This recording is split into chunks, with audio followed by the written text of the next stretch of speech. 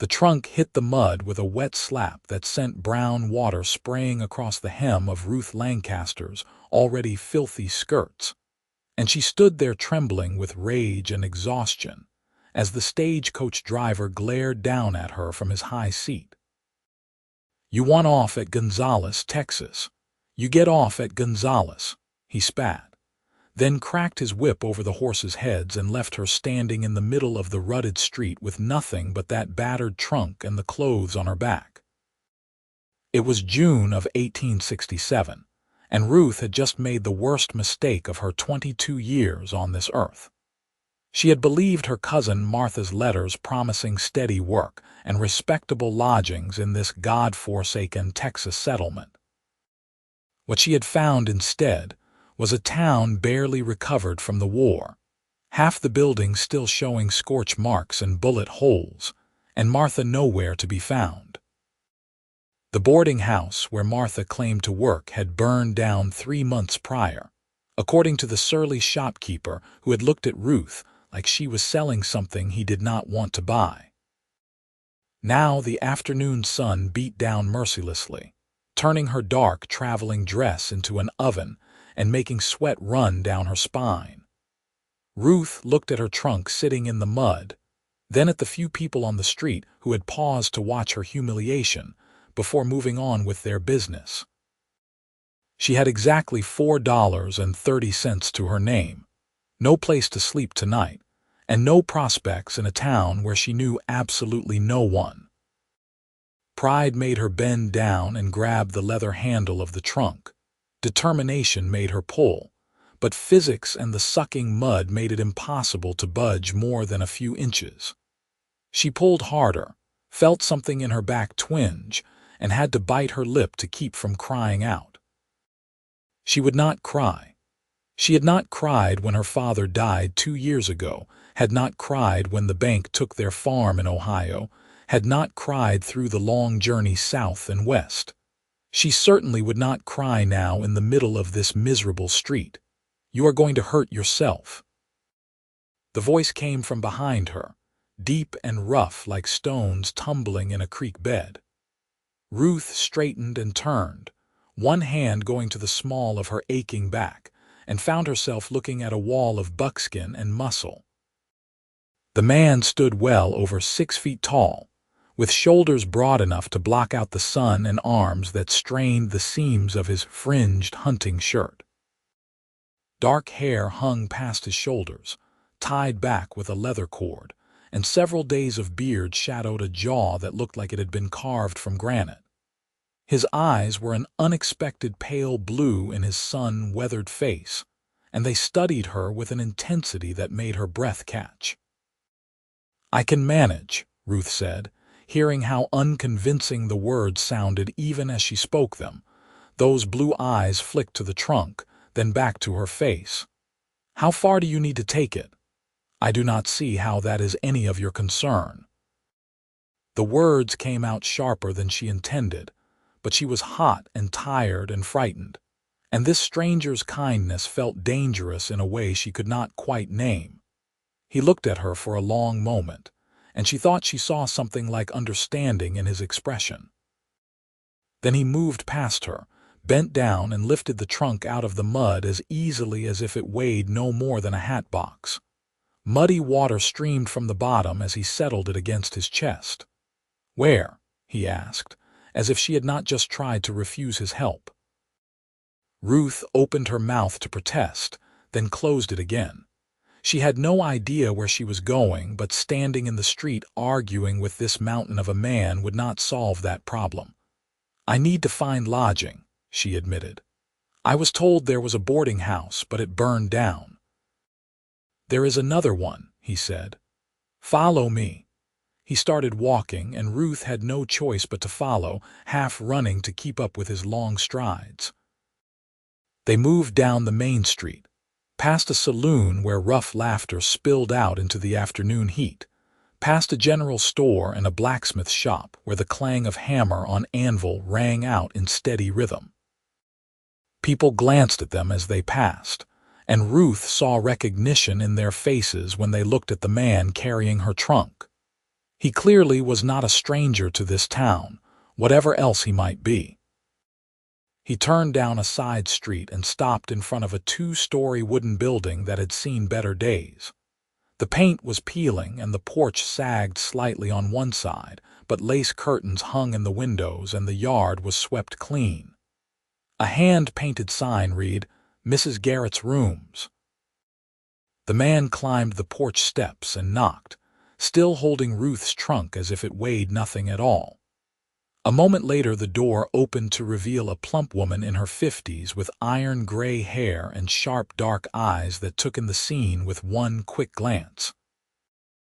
"Elijah Jacobson," she said, and there was warmth in her voice.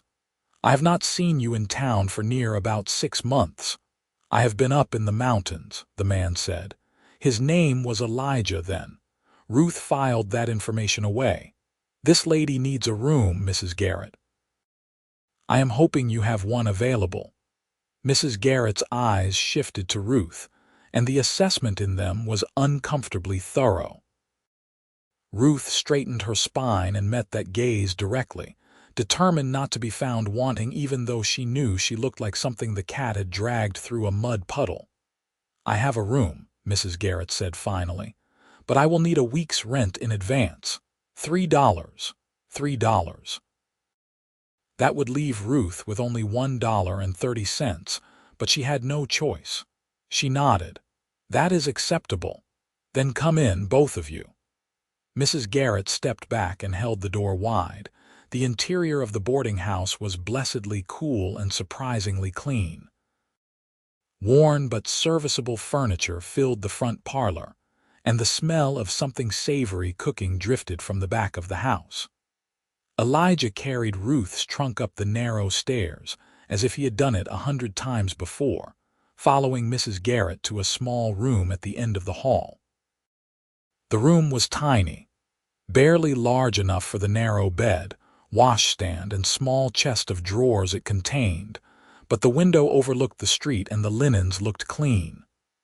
Elijah set the trunk down at the foot of the bed, and when he straightened, his head nearly brushed the ceiling. "Thank you," Ruth said, and meant it. "I am grateful for your assistance, Mr. Jacobson." He looked at her for a long moment, and she had the unsettling feeling that he could see right through her carefully maintained composure to the fear underneath. "What brings you to Gonzales?" he asked. "I was supposed to meet my cousin, but she is not here," Ruth said, deciding that the truth was simpler than any lie she could construct. "I was told she worked at a boarding house, but I am told it burned down some months ago." "Martha Lancaster," Mrs. Garrett spoke up from the doorway. "Sweet girl, but flighty. She went to San Antonio with a traveling salesman about 2 months back. Sent a letter saying she was getting married, but I will believe that when I see it." The bottom dropped out of Ruth's stomach. Martha was gone. The last hope she had been clinging to vanished like smoke, and she had to grab the bedpost to steady herself. "Are you all right?" Elijah's hand came up as if to catch her, and she saw the concern in his eyes. "I am fine," Ruth said automatically, then realized how ridiculous that must sound. She was very obviously not fine. She was stranded in a strange town with almost no money and no prospects, and the cousin who was supposed to help her had run off with a salesman. "Actually, no, I am not fine at all, but there is nothing to be done about it at the moment. Mrs. Garrett's expression softened slightly. "Can you cook, girl?" Ruth blinked at the change of subject. "Yes, my mother taught me before she passed." "Can you clean, do laundry, mend?" "Yes, all of those things. Then you have prospects." Mrs. Garrett crossed her arms. "I have been running this place alone since Martha left, and I am getting too old to do all the work myself. You help me with the cooking and cleaning, and I will knock $2 off your rent each week. That gives you a place to stay and leaves you money to eat until you can find something better." It was more than Ruth had any right to expect, and she felt her throat tighten with gratitude. "Thank you, Mrs. Garrett. I will work hard, I promise you that. I am sure you will." Mrs. Garrett turned to leave, then paused. Supper is at 6. You will be eating with the other boarders, so make yourself presentable." She disappeared down the hall, her footsteps heavy on the wooden floor. Ruth and Elijah were alone in the small room, and suddenly the space felt even smaller.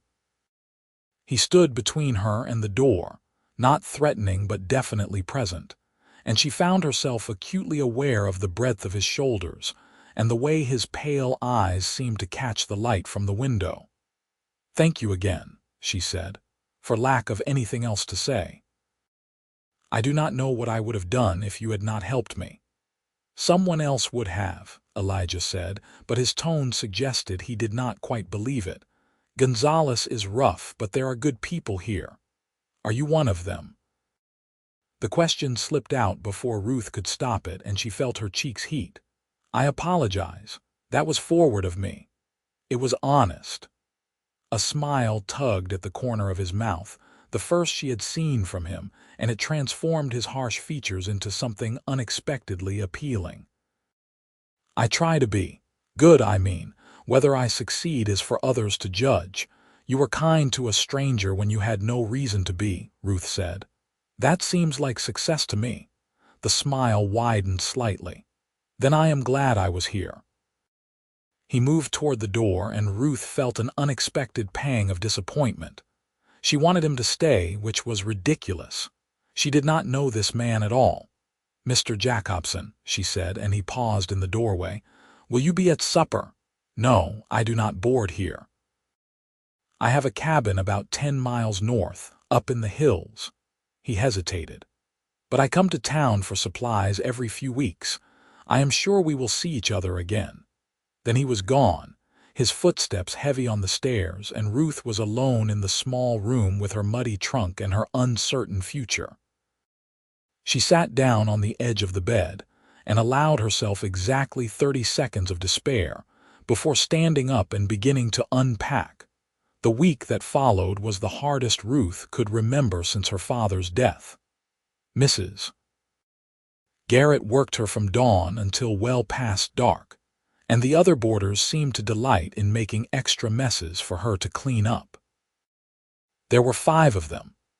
2 traveling salesmen who were rarely there, a retired cavalry officer who drank too much and complained about everything, an ancient widow who hardly ever left her room, and a surly miner who smelled like he had not bathed since the previous spring. Ruth cooked and cleaned and scrubbed until her hands were raw, and her back ached constantly. She learned to time the temperamental stove so the biscuits came out golden instead of burned, learned which floorboards creaked and how to avoid them when carrying breakfast trays upstairs, learned that the miner would tip her a few cents if she brought him coffee before anyone else. She also learned about Gonzales itself. The town was trying to rebuild after the war, but progress was slow. The railroad had not come through yet, though there were persistent rumors that it would within a year or two. Most people made their living from ranching or farming, though there were trappers and hunters who came down from the hills to sell furs and game. Elijah Jacobson was one of those, Mrs. Garrett told her, though he was different from most. His father was a trapper, worked the mountains up north before Texas was even a state, Mrs. Garrett said one evening as they sat in the kitchen shelling peas. Elijah grew up wild, they say, more comfortable with bears and mountain lions than people. But he is honest and he pays his debts, which is more than you can say for some folks around here. Ruth wanted to ask more, but Mrs. Garrett's tone suggested the subject was closed. She filed the information away and went back to shelling peas, trying not to think about pale blue eyes and broad shoulders. 3 weeks after her arrival in Gonzales, Ruth was sweeping the front porch when she heard the distinctive sound of wagon wheels in the street. She looked up and felt her heart give an unexpected jump.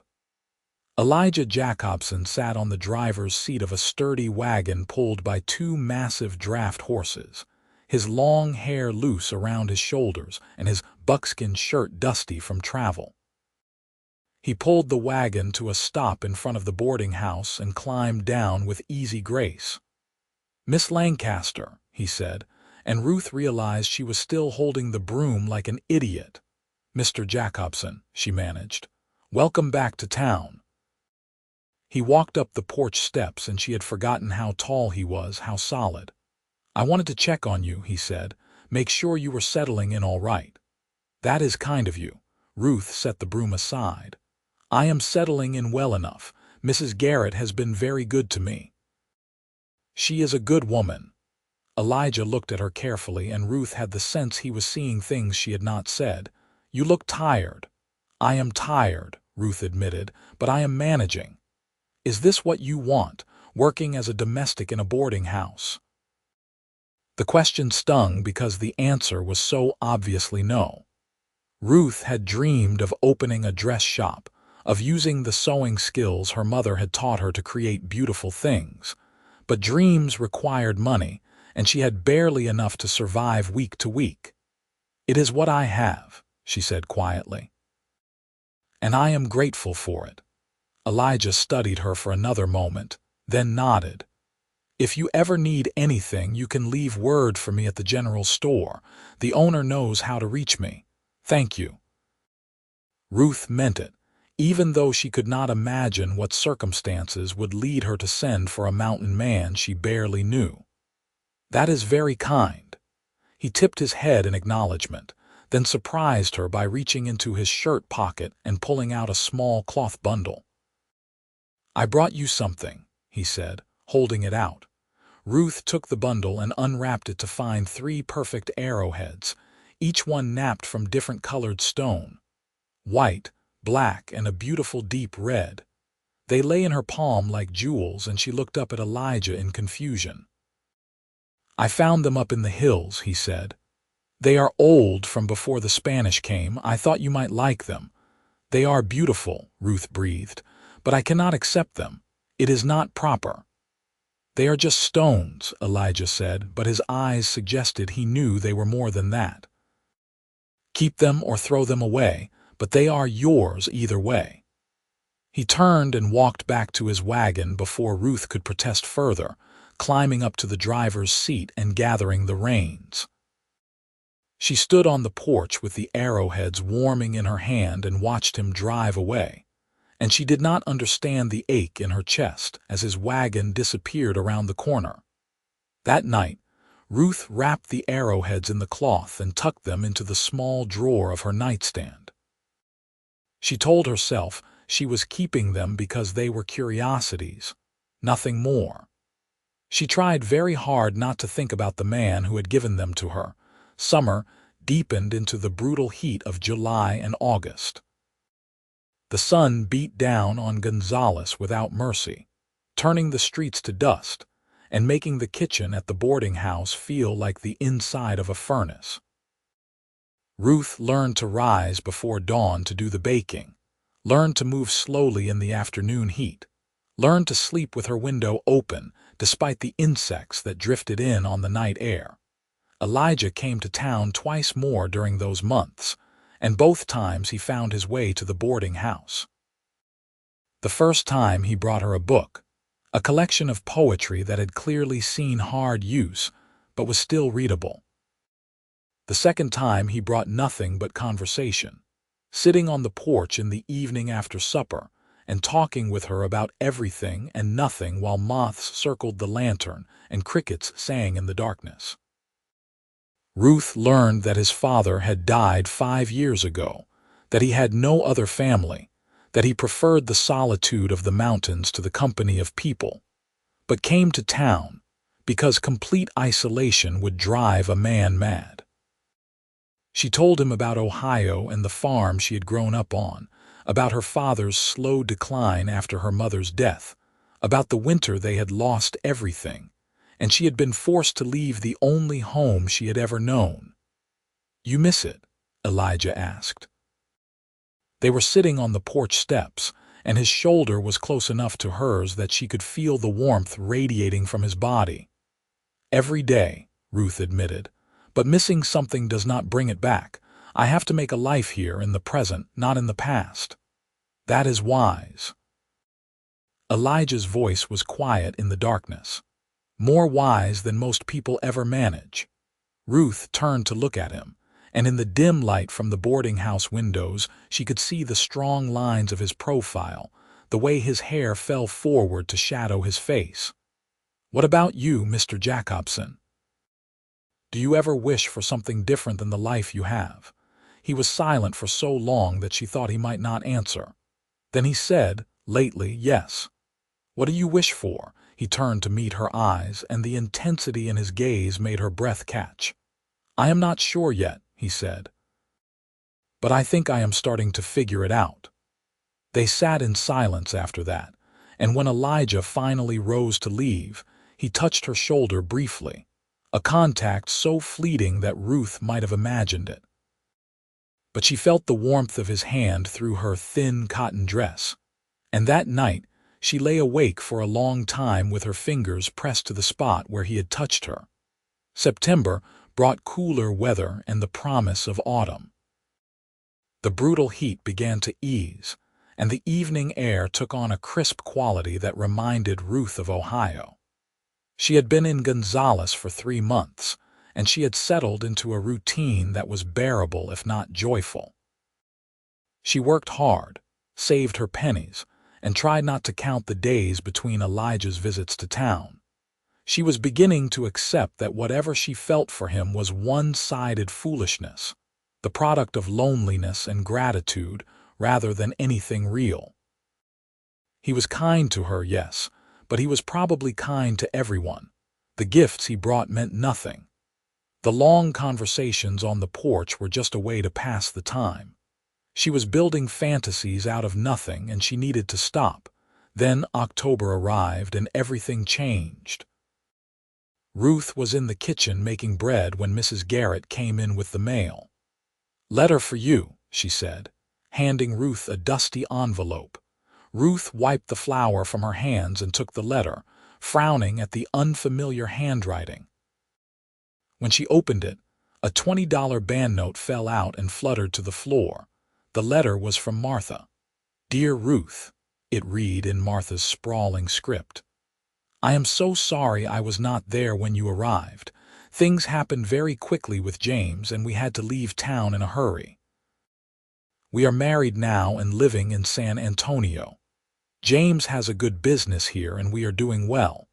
I am sending you $20 to make up for the trouble I caused. I hope you can forgive me. Your loving cousin, Martha." Ruth stared at the letter and the money, and she did not know whether to laugh or cry. $20 was a fortune, enough to live on for months if she was careful. It also made her furious, because Martha clearly had no idea what Ruth had been through, had no understanding of the fear and desperation of those first days in Gonzales. "Good news?" Mrs. Garrett asked. "I am not sure," Ruth said honestly. She picked up the banknote and folded it carefully. "My cousin sent money, but it does not make up for her leaving me stranded here." "Money never makes up for anything," Mrs. Garrett said, surprisingly philosophical. "But it does make life easier. What will you do with it?" That was the question. Ruth could save it, hoard it against some future disaster. Or she could use it to make a change, to take a chance on building something better than the endless drudgery of cleaning and cooking for strangers. "I am going to open a dress shop," Ruth said, surprising herself with the certainty in her voice. "I am a good seamstress, and there is not a proper dressmaker in Gonzales. With this money and what I have saved, I have enough to rent a small space and buy supplies." Mrs. Garrett raised her eyebrows. "That is ambitious." "It is necessary," Ruth said. "I am grateful for the work you have given me, Mrs. Garrett, truly I am, but I cannot spend the rest of my life scrubbing other people's floors." "No," Mrs. Garrett agreed. "I do not suppose you can." She studied Ruth for a moment, then nodded. "There is a space available on Main Street next to the general store. It is small, but it has good light. The owner is looking for a tenant. I can introduce you if you like." "I would like that very much." Ruth felt hope blooming in her chest for the first time in months. This could work. She could make it work. Over the next 2 weeks, Ruth threw herself into planning her new venture. She rented the small shop space, which consisted of a single room with large windows facing the street and a tiny back room for storage.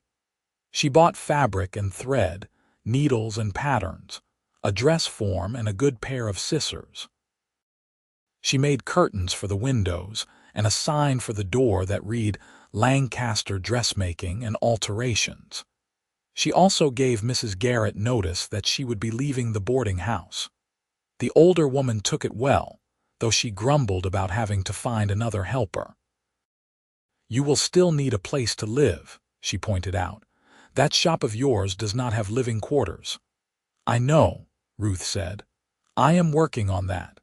What she was actually doing was panicking quietly about where she would live once she left the boarding house. Her budget was stretched to the limit, and she could not afford to pay for both the shop and lodging. She had briefly considered sleeping in the back room of the shop, but that felt too dangerous, too exposed. She was worrying over this problem on a Thursday afternoon in late October when Elijah walked into her shop. Ruth was pinning the hem on a dress for the banker's wife, her mouth full of pins, when the door opened and he filled the doorway. She looked up and nearly swallowed a pin in her surprise. Elijah looked around the shop, taking in the bolts of fabric on the shelves, the dress forms in the corner, the sewing machine by the window. "So this is what you have been doing," he said. Ruth spat the pins into her hand. "Mr. Jacobson, what are you doing here?" "I came to town for supplies and heard that you had opened a shop." He stepped inside, and the space immediately felt smaller. "I wanted to see it. What do you think?" Ruth stood up, brushing down her skirts. She was acutely aware that she probably looked a mess, with her hair escaping its pins and her dress covered in thread and fabric scraps. "I think it is impressive," Elijah said, and he sounded like he meant it. "You did all this in 2 weeks. I had help." Ruth gestured around the shop. "Mrs. Garrett introduced me to people, and the general store owner gave me a good price on supplies. Everyone has been very kind." "You did this," Elijah said firmly. "Do not sell yourself short, Ruth." It was the first time he had used her given name, and the sound of it in his deep voice made something warm curl in her stomach. "Thank you," she said softly. They stood looking at each other for a long moment, and Ruth felt the air between them grow heavy with things unsaid. Then Elijah cleared his throat and said, "I heard you are leaving the boarding house." "Yes, I cannot afford to pay rent there and keep the shop running." "Where will you live?" "I am still working that out." Ruth tried to sound confident, but she could hear the worry creeping into her voice. Elijah was quiet for a moment, and she could see him thinking, working through something in his mind.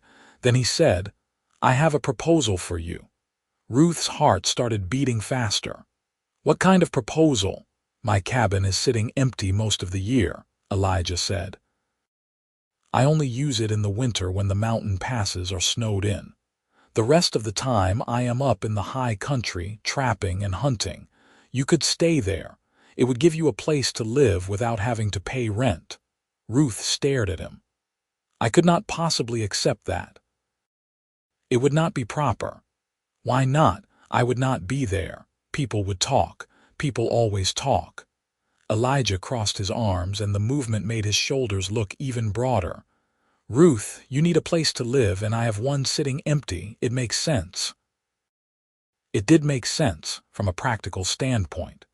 But Ruth could imagine what the people of Gonzales would say about a single woman living alone in a mountain man's cabin. Her reputation, already slightly questionable due to her work and her circumstances, would be completely destroyed. "I appreciate the offer," she said carefully, "but I do not think it would be wise." Elijah looked at her for a long moment, and she saw frustration flash across his face. "Then marry me," he said.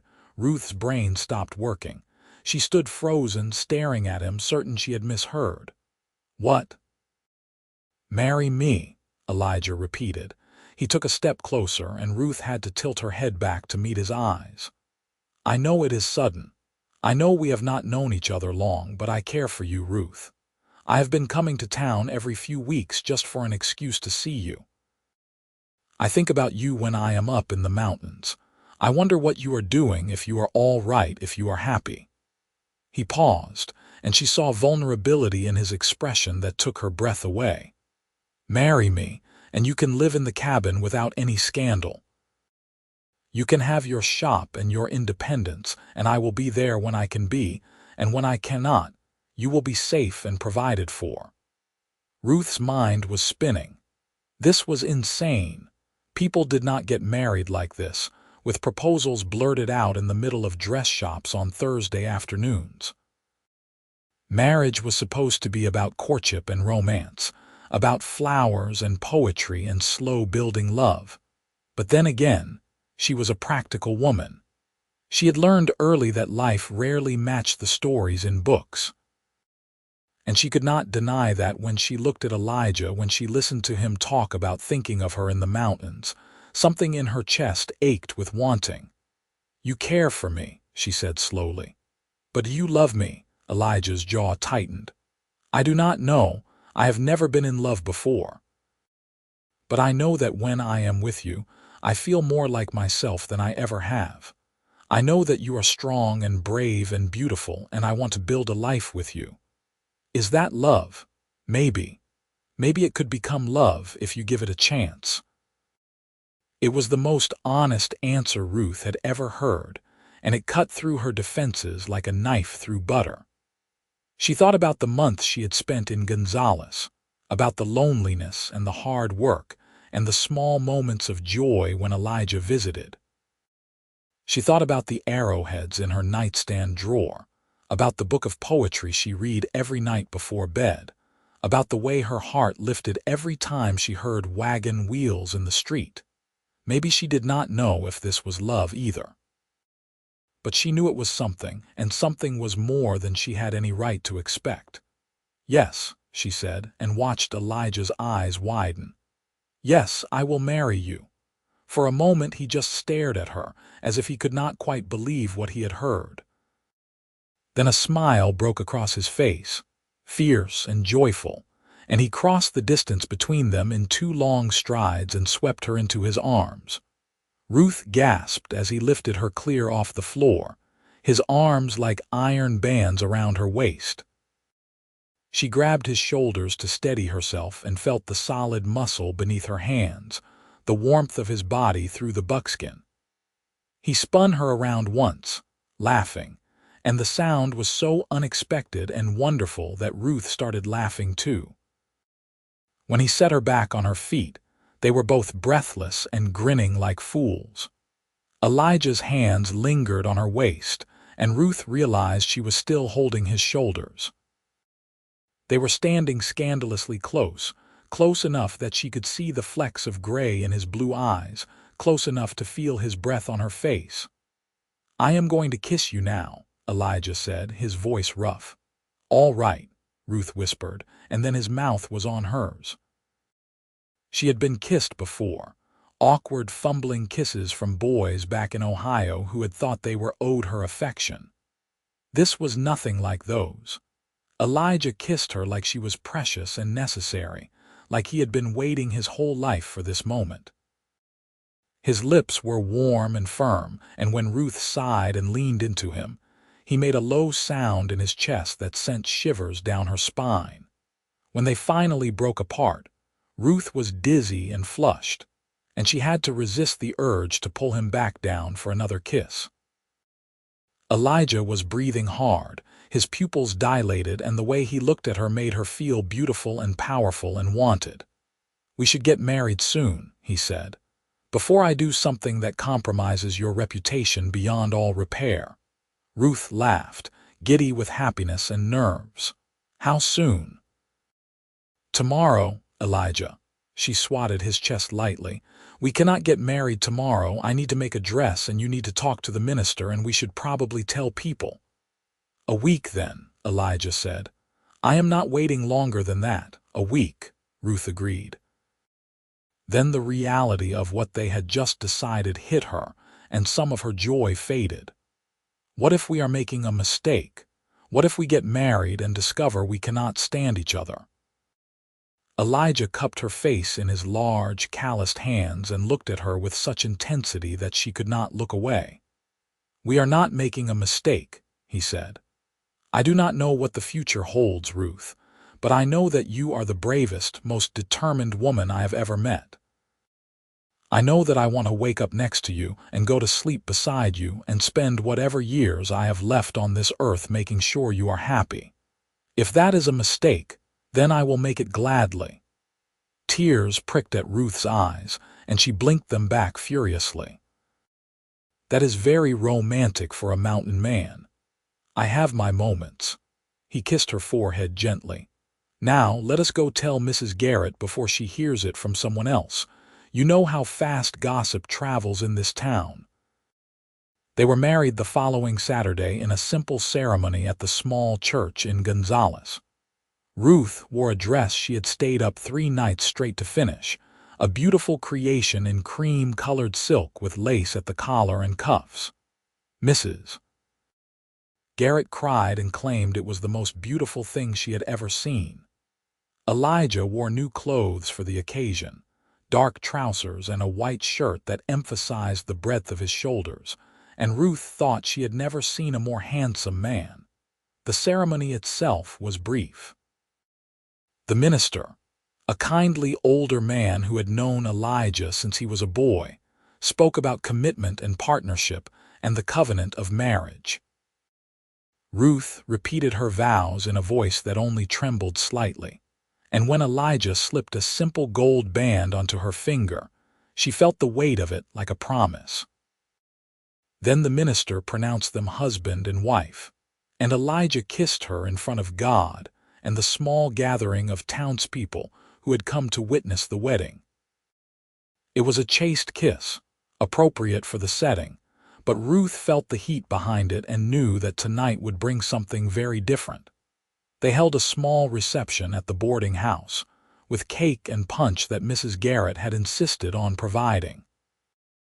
People came to offer congratulations, and Ruth smiled until her face hurt and tried not to think about what would happen when the party was over. And she and Elijah went home to the cabin for the first time as husband and wife. As the sun began to set, Elijah found her in the kitchen helping Mrs. Garrett clean up. It is time to go, he said quietly. Ruth's stomach flipped. All right, let me just finish these dishes. Leave the dishes, Mrs. Garrett said firmly. You are a married woman now, Ruth. Go home with your husband. Home. The word felt strange and wonderful. Ruth untied her apron and took Elijah's offered arm, and they walked out to his wagon together. He helped her up onto the seat, and she arranged her skirts carefully, very aware of the people watching from the boarding house porch. The ride to the cabin took about 40 minutes, winding north out of town into the hills. The sun was setting in a blaze of orange and gold, and the air was crisp with the promise of autumn. Elijah drove in silence, and Ruth tried to calm her racing heart. She knew what happened on wedding nights. Her mother had given her a brief, awkward talk before she died, and she had learned more from whispered conversations with other girls over the years. But knowing in theory was very different from the reality of sitting beside this large, quiet man who was now her husband and thinking about what they would do when they reached his cabin. Are you frightened? Elijah asked, as if he could read her thoughts. A little, Ruth admitted. Are you? He glanced at her, surprised. Yes. Somehow that made her feel better. We will figure it out together, she said. Yes, Elijah agreed. We will. The cabin appeared as they crested a small rise nestled in a clearing surrounded by pine trees. It was larger than Ruth had expected, built of solid logs with a stone chimney and a wide porch. Smoke rose from the chimney, and warm light glowed in the windows. You started a fire, Ruth said. I came up this morning to prepare things." Elijah pulled the wagon to a stop and climbed down, then came around to help Ruth. His hands spanned her waist easily as he lifted her down, and he held her a moment longer than necessary. "Welcome home, Ruth. Home." There was that word again. Ruth looked up at the cabin, at the golden light in the windows and the solid walls that would shelter them, and felt something settle in her chest. This was home now. This was where she belonged. Elijah showed her inside, and Ruth caught her breath. The interior was simple but well made, with a large main room that served as kitchen and living area, a bedroom partitioned off in the back, and a loft overhead for storage. The furniture was handmade but sturdy, and someone had clearly cleaned recently because everything gleamed. "It is wonderful," Ruth said, meaning it. "It is just a cabin." But Elijah sounded pleased. "It is our cabin." Ruth turned to look at him and found him watching her with an expression that made her mouth go dry. "Elijah." He crossed to her in 2 strides and pulled her into his arms, and this kiss was nothing like the one in the church. This was heat and hunger, his mouth claiming hers with an intensity that made her knees weak. Ruth clutched at his shoulders and kissed him back, pouring all her nervousness and excitement and desire into it. When they finally broke apart, they were both breathing hard. Elijah rested his forehead against hers. "I have been wanting to do that all day," he said roughly. "Then why did you wait?" Ruth asked, feeling bold. "Because I am trying to be a gentleman." His hands tightened on her waist. "But if you keep looking at me like that, my good intentions are not going to last much longer." "Maybe I do not want them to," Ruth whispered. Elijah groaned and kissed her again, deep and demanding. Then he swept her up into his arms and carried her toward the bedroom, and Ruth wrapped her arms around his neck and held on, her heart pounding with anticipation and joy. The morning light woke Ruth, spilling across the bed in golden bars that turned Elijah's skin to bronze. She lay still for a moment, watching him sleep, marveling at how different he looked with his face relaxed and peaceful. The harsh lines were softened, and she could see the boy he must have been before life in the mountains hardened him. As if sensing her gaze, his eyes opened, and Ruth saw the moment awareness returned, the moment he remembered where he was and who he was with. A slow smile spread across his face. "Good morning, wife," he said, his voice rough with sleep. "Good morning, husband." The words felt strange on Ruth's tongue, but good. "Right." Elijah reached out and tucked a strand of hair behind her ear, his touch gentle despite the calluses on his fingers. "How do you feel?" Ruth considered the question. Her body ached in unfamiliar ways, but it was not unpleasant. More than that, she felt settled, content in a way she had not been since before her father died. "Happy," she said simply. "Good."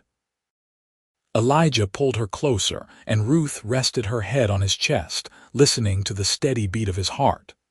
They lay like that for a while, wrapped in warmth and contentment, watching the sun climb higher through the window. Eventually, practical concerns intruded. "I need to get back to town," Ruth said reluctantly. "I have work to do at the shop." "I know." Elijah pressed a kiss to the top of her head. "I will take you down after breakfast." They rose and dressed, and Ruth explored the cabin more thoroughly in the daylight. There was a well just outside with clean, cold water, a small barn for the horses, and a root cellar dug into the hillside. Elijah had clearly put a great deal of work into making the place livable, and Ruth found herself grateful for his foresight. Breakfast was simple fare, bacon and eggs and coffee, but it tasted wonderful. They ate together at the small table, and Ruth thought about how many mornings like this might stretch before them. The thought made her smile. Elijah drove her back to Gonzales afterward, and they worked out a routine that would allow them both to live the lives they wanted. Ruth would spend her weekdays in town, Working in the shop and sleeping in the small room Elijah had helped her set up in the back. He would continue his work in the mountains, but he would come to town every weekend to be with her. And in the winter, when the high country became impassable, he would stay in Gonzales and they would live together in the cabin. It was not a conventional arrangement, but it suited them both. Ruth threw herself into building her business, and word of her skill with a needle spread quickly through Gonzales and the surrounding area. Women came from miles around to have her make their dresses, and she took pride in each creation, in the way her customers' faces lit up when they saw themselves transformed. Elijah continued his trapping and hunting, but Ruth noticed changes in him as the weeks passed. He smiled more easily, talked more freely.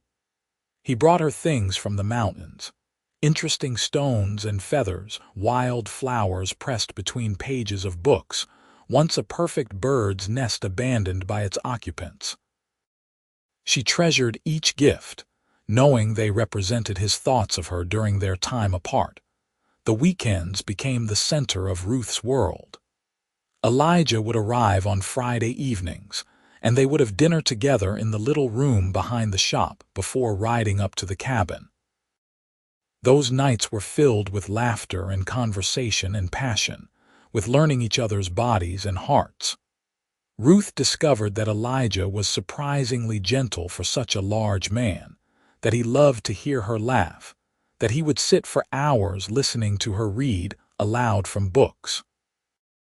She learned, too, that he had nightmares sometimes, dreams of his father's death that left him shaking and silent.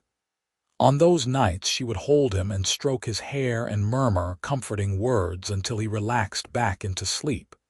He never talked about the dreams, but she understood grief. She knew how it could ambush you when you least expected it. Winter arrived in late November, bringing cold winds and the first dustings of snow. Elijah came down from the mountains for good, storing his trapping gear in the barn and settling into life in town with surprising ease.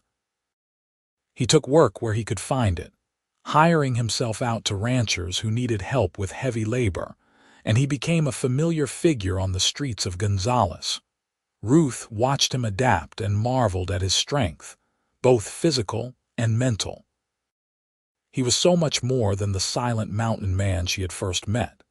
He was thoughtful and kind, quick to help those in need, respected by the men in town and admired by the women. And he was hers. Christmas came, and they celebrated quietly in the cabin, exchanging simple gifts. Ruth gave Elijah a new shirt she had made, cut to fit his broad shoulders perfectly. He gave her a beautifully carved wooden box for her sewing supplies, the lid inlaid with different woods to create an intricate pattern. "Where did you learn to do this?"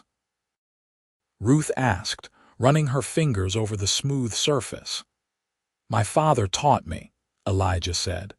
"We spent long winters in the cabin when I was a boy. He said a man needed to keep his hands busy or his mind would start to wander to dark places." Ruth set the box aside carefully and moved to sit on Elijah's lap, wrapping her arms around his neck.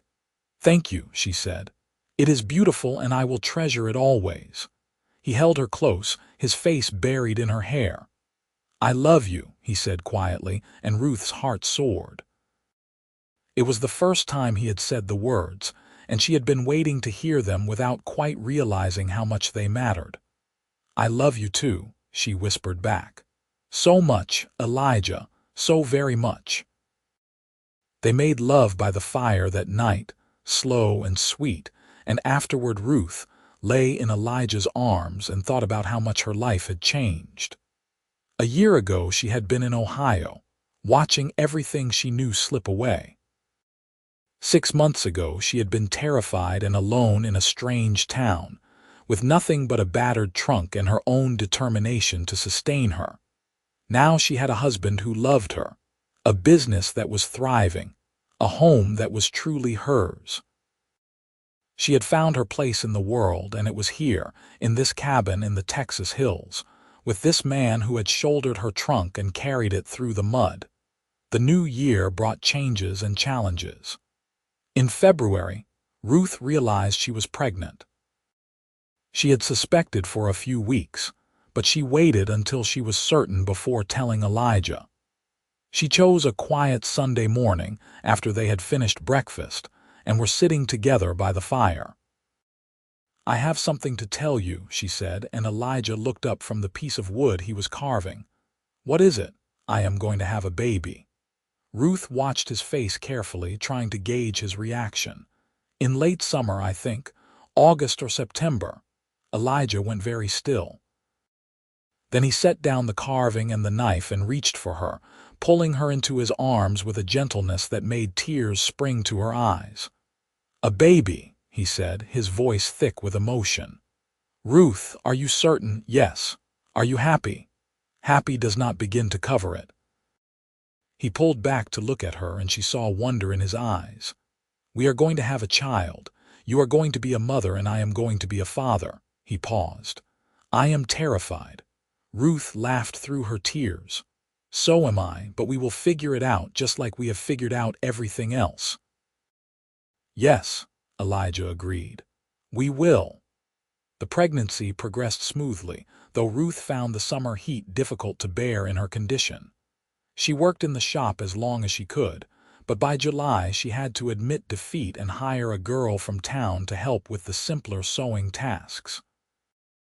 Elijah hovered over her constantly, worried about every twinge and ache, and Ruth found his concern both touching and exasperating. "I am not made of glass," she told him one evening when he insisted on carrying her up the porch steps. "Women have been having babies since the beginning of time." "Not my wife," Elijah said firmly. "Not my baby." Their daughter was born on a sweltering night in late August, after 18 hours of labor that left Ruth exhausted and wrung out. But when the midwife placed the squalling infant in her arms, all the pain and fear evaporated. She stared down at the tiny, perfect face and felt her heart expand in ways she had not known were possible. "She is beautiful," Elijah said, his voice choked with emotion. He was kneeling beside the bed, one large finger gently stroking the baby's cheek. "She looks like you." "She has your eyes," Ruth said, seeing the pale blue even in the baby's unfocused gaze. They named her Lily after Ruth's mother, and she became the center of their world. Elijah proved to be a devoted father, changing diapers and walking the floor with a colicky baby at 2 in the morning, with the same calm competence he brought to everything else. Ruth watched him with their daughter and fell even more deeply in love, seeing new dimensions to the man she had married. The dress shop continued to thrive even with Ruth's reduced hours, and they hired a young widow named Sarah to help with the work. Sarah was skilled with a needle and grateful for the employment, and she and Ruth developed a comfortable working relationship that allowed Ruth to spend more time with Lily while still maintaining the business. The years rolled on, each one bringing its own joys and challenges. When Lily was 2, they had a son they named Ethan after Elijah's father. When Ethan was 3, another daughter arrived, dark-haired and fierce even as an infant, whom they named Clara. The cabin expanded to accommodate their growing family, with Elijah adding rooms and improving the structure. They kept the shop in town, and Ruth continued to work, though her focus shifted more toward training apprentices than doing all the sewing herself. She liked teaching young women the skills they would need to support themselves, liked giving them the same kind of chance that Mrs. Garrett had given her all those years ago. Elijah reduced his time in the mountains, taking short trips for hunting and trapping but always coming home within a few days.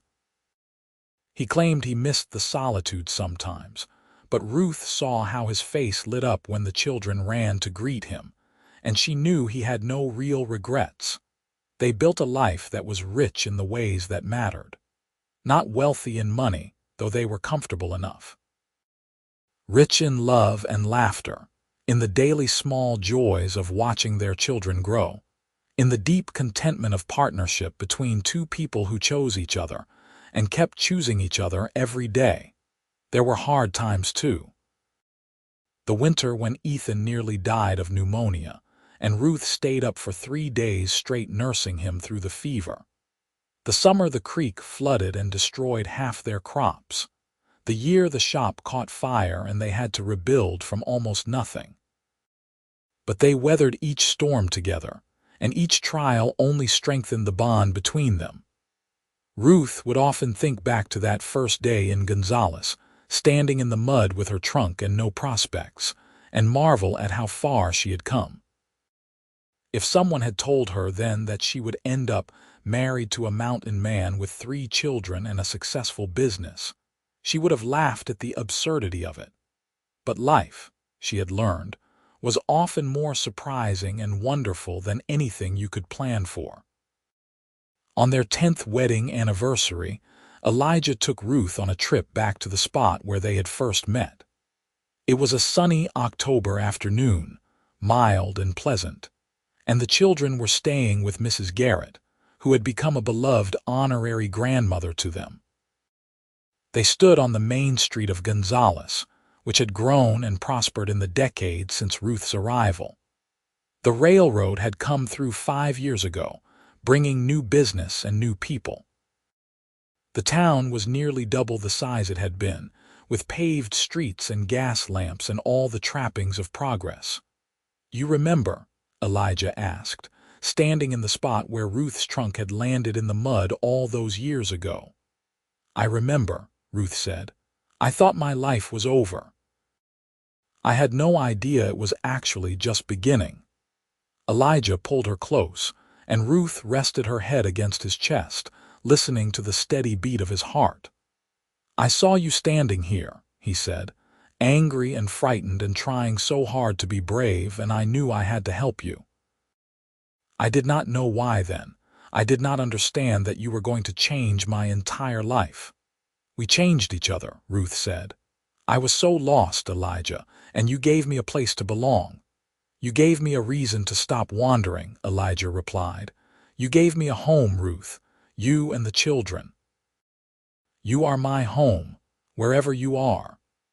They stood together in the street as people passed around them, as life in Gonzales continued its busy pace. And Ruth thought about that frightened young woman who had arrived here with nothing but a trunk and a dream. And she sent a silent thank you to whatever force of fate or fortune had brought a mountain man to her rescue on that desperate afternoon.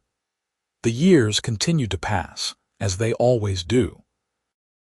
Lily grew into a beautiful young woman with her mother's grace and her father's quiet strength.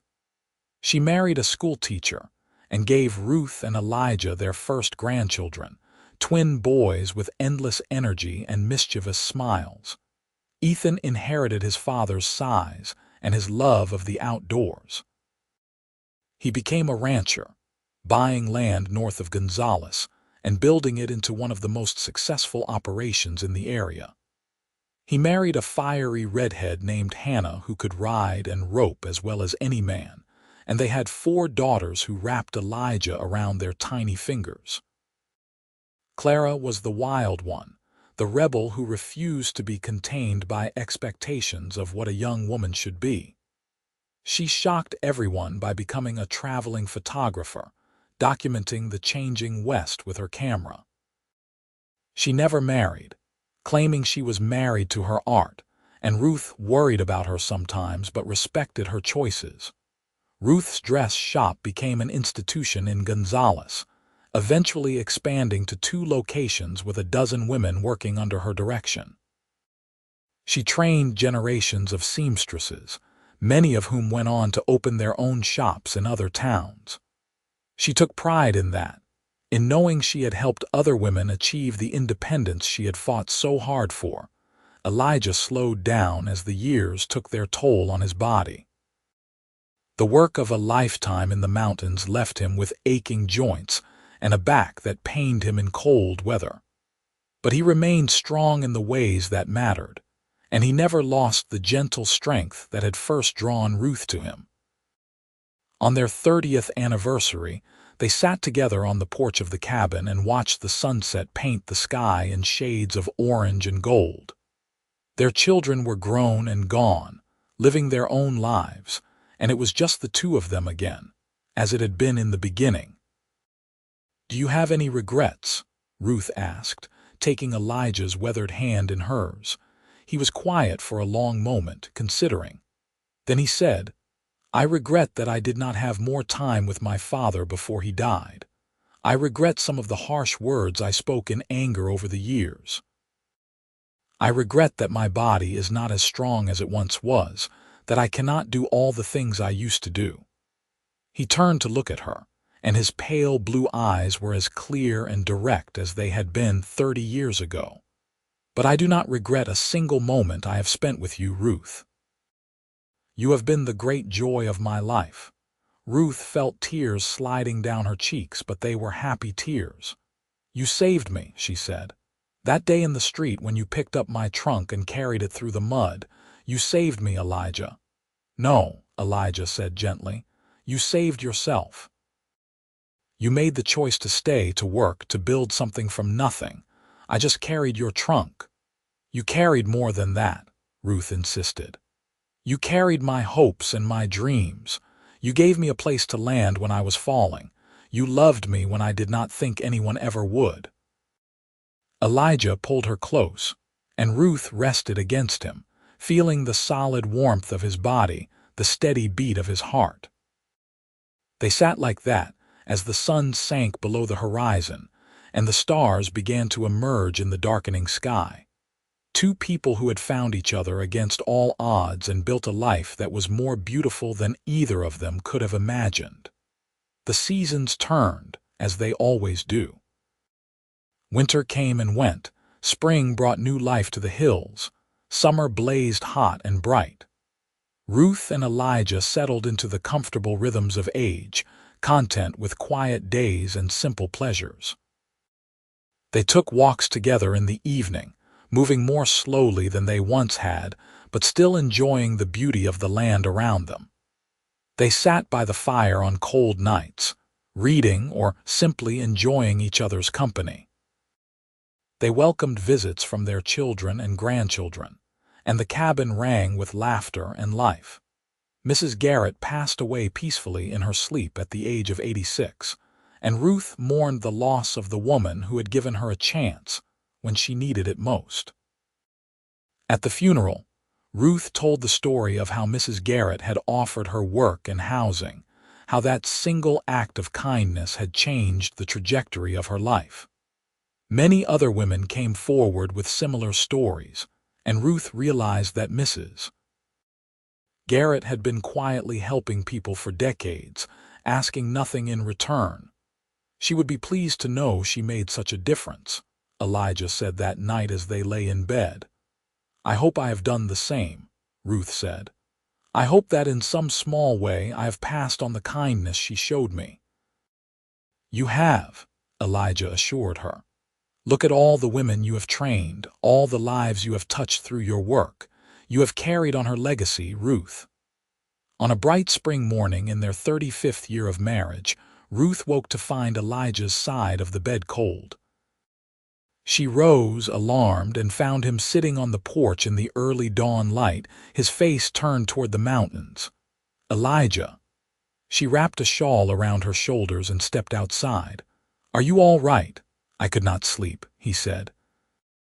"My back was paining me, so I came out here to watch the sunrise." Ruth sat beside him, and they watched the sky lighten from black to gray to the soft pink of dawn. "It is beautiful," she said. "It always has been," Elijah agreed, "but I see it differently now. When I was young, the mountains represented freedom, adventure, escape from the constraints of civilization.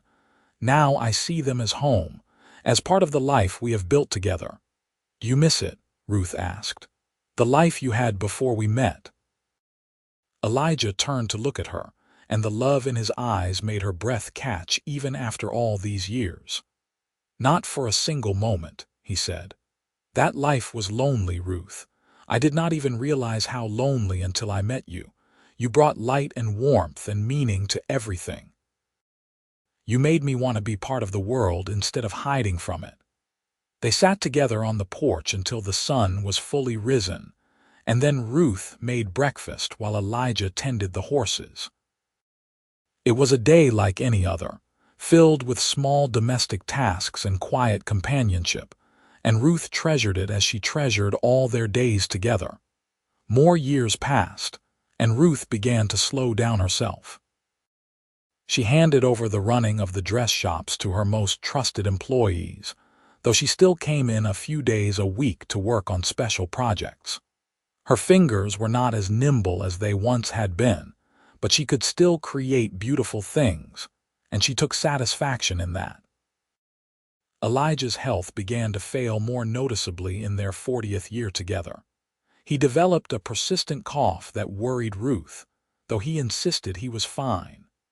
The doctor came and prescribed rest and warm drinks, but they both knew that time was catching up with them. On a cold December evening, with snow falling softly outside and a fire crackling in the hearth, Elijah and Ruth sat together on the sofa in the main room of the cabin. Their children had all come to visit for Christmas, and the house had been full of noise and laughter for the past week. Now everyone had gone home and it was just the two of them again. "This is my favorite time," Elijah said, his arm around Ruth's shoulders, "when it is just us, quiet and peaceful." "Mine too," Ruth agreed. She rested her head on his shoulder, feeling the steady rise and fall of his breathing.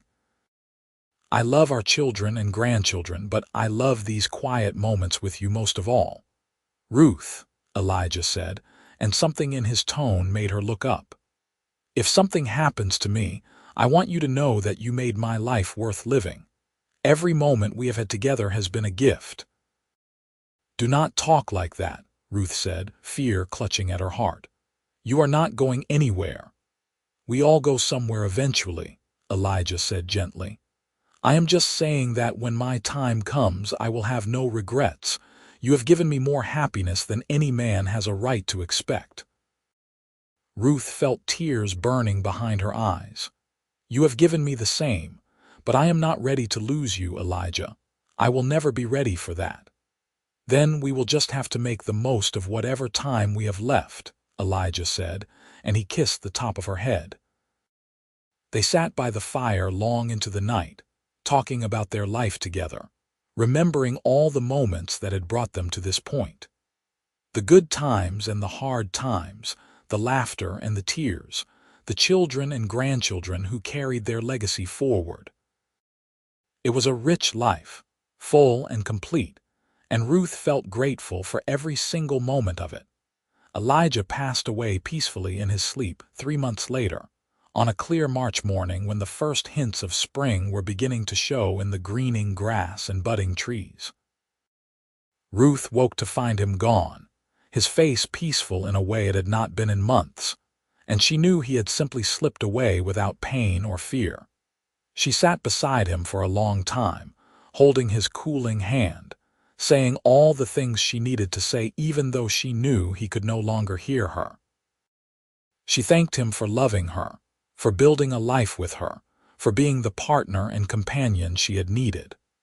She promised him that she would be all right, that their children and grandchildren would be all right, that the love they had built would continue beyond his death. The funeral was well attended, with people coming from all over the county to pay their respects. Elijah had touched many lives in his quiet way, and the stories people told painted a picture of a man who was strong and kind, generous and honest.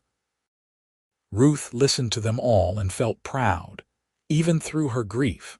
She buried him in the small cemetery outside Gonzales, in a spot with a view of the mountains he had loved. The headstone was simple, just his name and the dates of his birth and death, but Ruth knew he would not have wanted anything elaborate. He had always preferred simplicity and truth to fancy words. The months after Elijah's death were the hardest of Ruth's life. She had lost her father and her mother, had endured hardship and uncertainty, but losing her husband felt like losing part of herself. They had been together for more than 40 years, had built a life and a family together. The absence of him was a physical ache, a constant emptiness that nothing could fill. But Ruth was strong, and she had learned long ago that grief was something you had to move through, not around. She allowed herself to feel the pain, to cry when she needed to talk about Elijah with anyone who would listen. And slowly, gradually, the sharp edges of grief began to dull into something more bearable.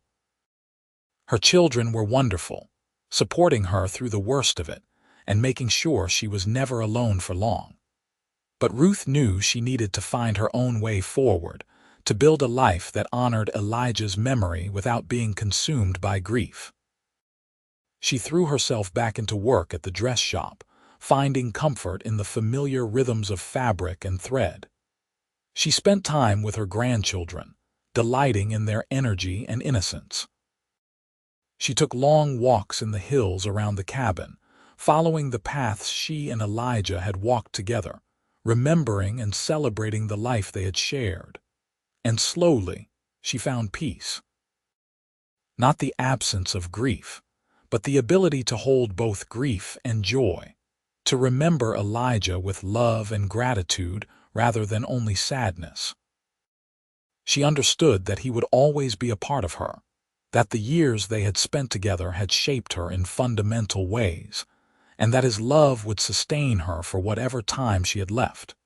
Ruth lived for another 8 years after Elijah's death, and they were good years in their way. She saw her grandchildren grow and marry, held her first great-grandchild in her arms, and marveled at the continuation of life and love through the generations. She continued to work at the shop as long as she was able, and when she finally retired, she spent her days reading and sewing and enjoying the simple pleasures of a life well lived. On a warm September evening, just after her 80th birthday, Ruth sat on the porch of the cabin and watched the sunset. She thought about the young woman she had been, arriving in Gonzales with nothing but a trunk and determination. She thought about the mountain man who had carried that trunk through the mud, who had become her husband and partner and the great love of her life. She thought about their children and grandchildren, about the businesses they had built and the lives they had touched. She thought about all the moments of joy and sorrow, triumph and defeat that had woven together to create the tapestry of her life, and she felt grateful. Grateful for every moment, every choice, every chance encounter that had brought her to this place. Her life had not been easy, but it had been full and rich and meaningful. She had loved and been loved, had built something lasting, had made a difference in the world in her small way. As the last light faded from the sky and the stars began to emerge, Ruth closed her eyes and let the memories wash over her. She could almost feel Elijah beside her, his strong presence and gentle love. And she smiled, knowing that soon enough they would be together again.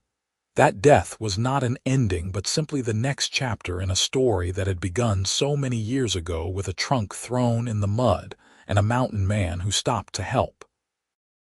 Ruth Lancaster Jacobson passed away peacefully in her sleep that night, surrounded by memories of a life lived fully and a love that transcended time. She was buried beside Elijah in the cemetery outside Gonzales, and the whole town turned out to pay their respects to a woman who had come to them as a stranger and become a beloved member of their community. At the funeral, Lily stood and told the story of how her parents had met, of the trunk in the mud and the mountain man who had carried it. She spoke of the love that had sustained them through 4 decades of marriage, of the family they had built and the legacy they had left. And as she spoke, Ruth and Elijah's grandchildren and great-grandchildren listened and understood that they were part of something larger than themselves, part of a love story that had started in a muddy street and echoed down through the generations. The cabin in the hills remained in the family, passed down through the years as a reminder of where it all began. The dress shops eventually closed, victims of changing times and new fashions, but the women who had trained there carried Ruth's lessons with them, passing on skills and knowledge, and the understanding that independence and self-sufficiency were worth fighting for. And in Gonzales, Texas, the story of Ruth and Elijah became part of the town's history, a tale told to new generations about a landlady who threw her trunk in the mud and a mountain man who shouldered it and walked her to his wagon, never knowing that simple act of kindness would change both their lives forever. It was a story about love and courage, about building something from nothing, about two people who found each other when they needed it most, and created a life together that was richer and more beautiful than either of them could have imagined. It was, in short, a story of the West, where people came seeking new beginnings, and sometimes, if they were very lucky, found not just a new life but a love that would last beyond death, a love that would echo through time and inspire all who heard its telling. And that, perhaps, is the greatest legacy anyone can leave. A story of love so true and deep that it becomes part of the very fabric of the place where it unfolded, a testament to the enduring power of human connection and the beauty that can emerge when two souls recognize each other across the distances of circumstance and choose to walk the rest of their journey together.